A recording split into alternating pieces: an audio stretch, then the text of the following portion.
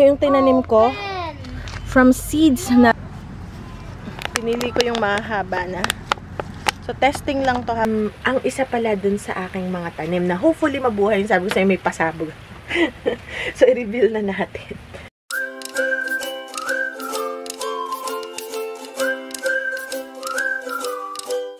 Hello guys. Same day lang to nung vlog kahapon. Nasaan na mga bata? Ay, nasa. Alright guys, so tanim natin yung natitira.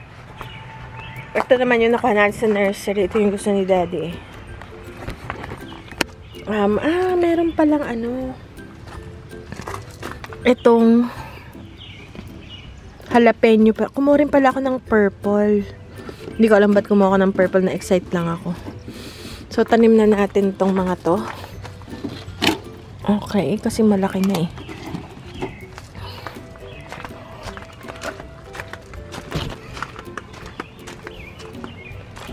Alright. So, itanim na rin natin tong mga tatlong, kasi natutuyo pala, oh. Itong tatlong talong. Dito. Dito. Ito ko siya tatanim.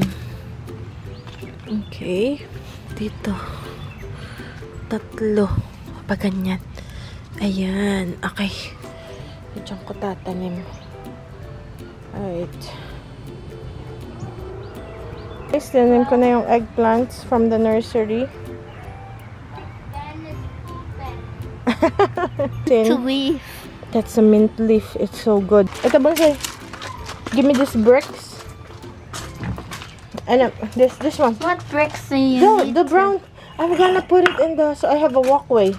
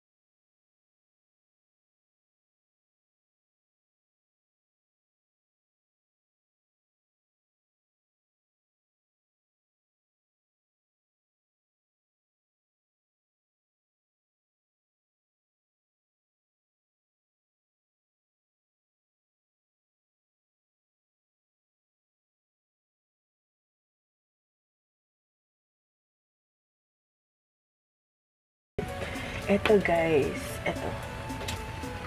Okay, so yung okra natin, as usual yung mga dati nating okra, pero this year, meron since malaki na siya, tingin ko makakasurvive naman siya, and meron pa akong iba, is, ayan guys, yan ay pink okra, sa abangan niyo ang ating pink okra.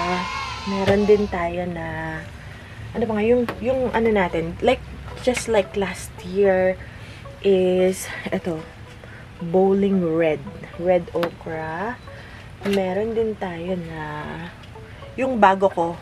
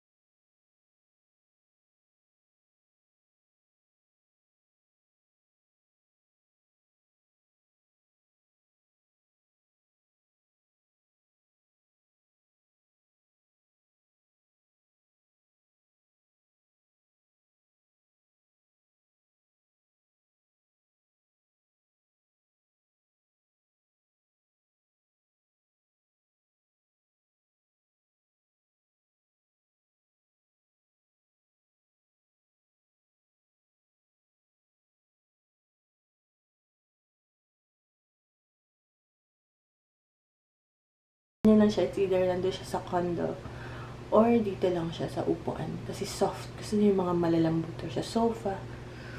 Ano? Nandiyan lang siya. Nag-chill. Hello mga kahingal. So ngayon, nag-start na ako magtanim ng squash. So, ako mga bata.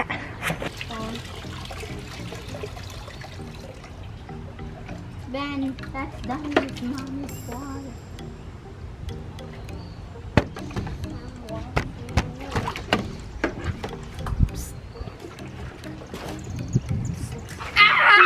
No! Ito yung finished compost.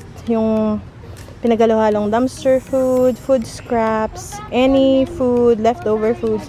Tapos with leaves or any kanong gusto nyo ihalo, old soil. And now, ready na siya para taniman ng ating kalabasa.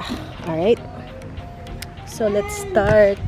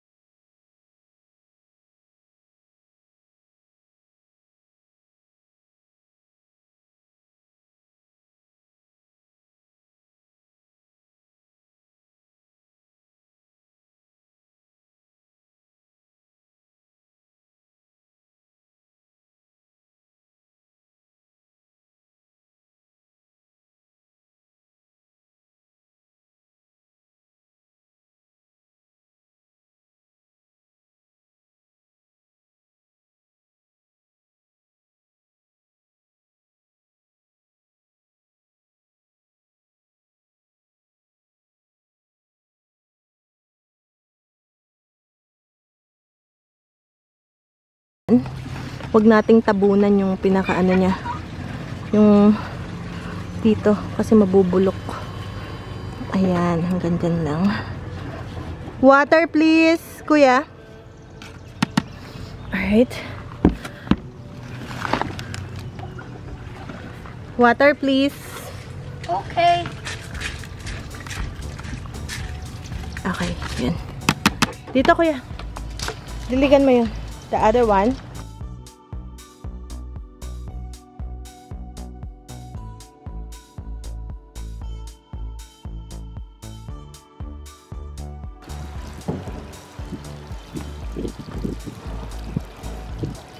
I think that's good enough.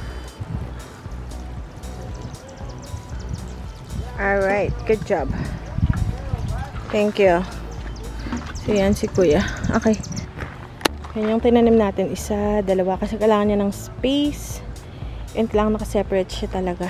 And then, ito pa yung isa. Tatlo lang yata. No, apat to eh. Ito pa. Tapos, Lagay ko muna dito yung isa pansamantala kasi hindi ko pa alam kung saan ko siya lalagay. So, ayan, umaambo na naman. So, unti-unti na nagkakaroon ng halaman ng ating garden. Ito yung tinanim ko kahapon. Ayan yung galing sa nursery to, kaya naka-separate. Pero, dito ko tatanim yung mga peppers natin hanggang doon. Tapos, ito magiging, magiging tomato bed ito. Kasi ang tomatoes to, hindi siya pwedeng haluan ng ibang gulay unless herbs or something. Kasi, basta, something like that. Ito, dito yung okra, pero wala pang tanim. Sana ngayon, kaya lang umuulan na naman. Tapos ito. Tapos yung ating grapes, ayan. So, bibili ako ng pang-spray, yung neem oil and Castile soap. Paghahaluin lang ang tubig and spray natin. Kasi meron na agad nangangain sa kanya. So, yan, meron na agad. So, yan. Alright, so, yan na lang muna. Ito, tatanggalan ko pa ng damo. Nagtanim na din pala ako ng ampalaya. Ayan. So, hopefully, mag-survive siya. Kung hindi, marami pa akong ampalaya sa loob ng greenhouse. So, yan pa yung ating mga itatanim. At papamigay ko yung iba kasi sobrang madami. Alright. Ayan, 80 degrees dito. Magluluto muna ako. Ay, nagtanim rin pala ako ng peanuts. Guys, nagtanim din ako ng peanuts. So, nakalimutan ko saan ko ba. Basta bahala na. Ayan. Tapos, napakadami namin itong mint. So, ang ginawa ko, yan puro mint yan. Naging mint bed. Nilagyan ko ng bricks para lakaran ko. Ay, doon ko pala tinanim yung peanuts. Ayun, yun. Kita yung may bagong soil. Doon ko tinanim kasi wala nang space. And dead space yun. Wala akong nakatanim doon. Kundi lemongrass na hindi naman bumalik this year.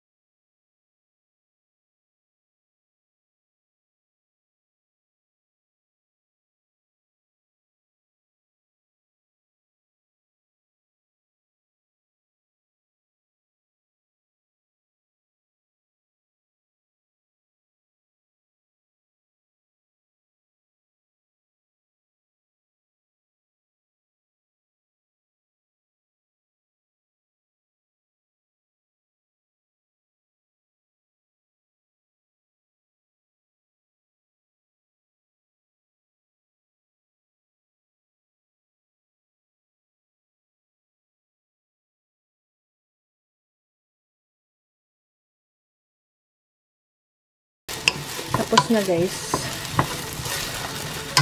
Okay.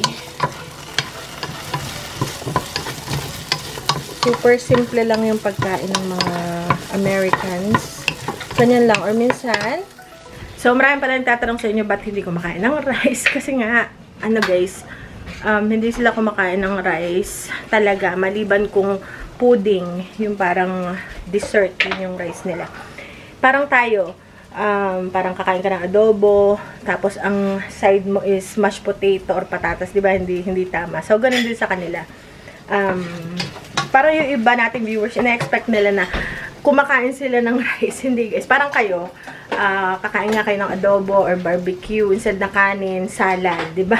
Parang hindi tama. So, ganun din sa atin. Sila, yun ang kanilang staple is patatas. So, yun. So, yun ang pinaka carbs nila or starch. Ganun. So, ito na. Ilagay na natin. And tapos na yun guys, pag basta maluto yung cabbage, pero hindi masyado lutong-luto. Kumbaga parang, ang tawag dito, parang half cook. Yung medyo may lutong pa. Yun yung masarap.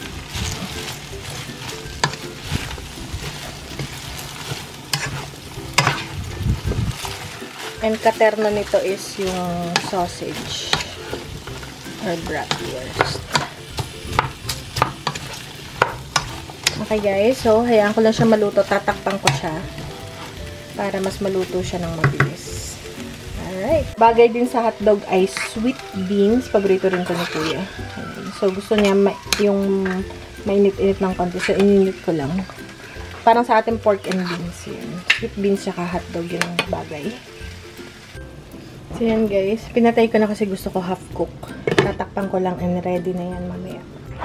Hello guys, lumabas ulit ako ng bahay. Tapon lang ako ng basura. Hindi ko guys napansin, talipa pala tong akin. Talipa yata ang aking t-shirt. Dapat to sa likod.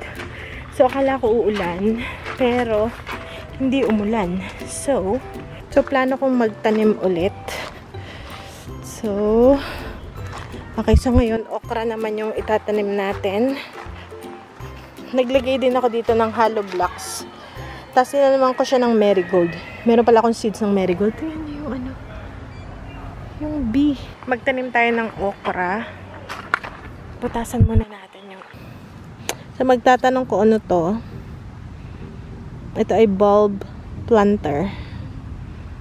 Ayan. Nakuha ko to sa Goodwill.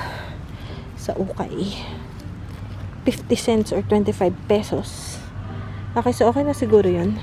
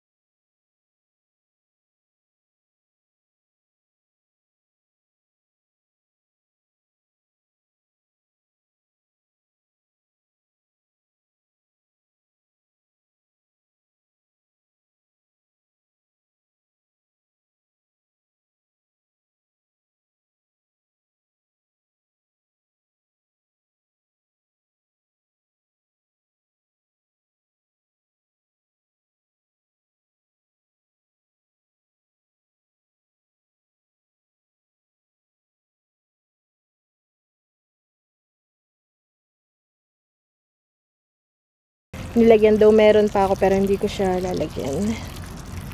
Okay, so tingnan natin.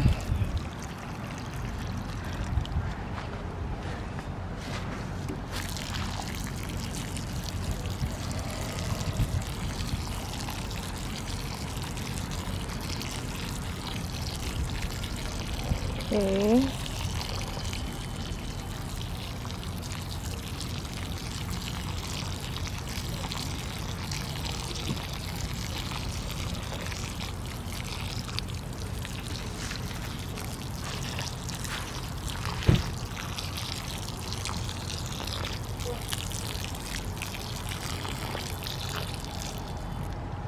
Okay guys, so yan na, meron na tayong okra. Tapos lalagyan ko pa dito eh. Kaya lang magtitira ako kung sakaling hindi ito makasurvive, at least meron pang tira, o diba? Okay.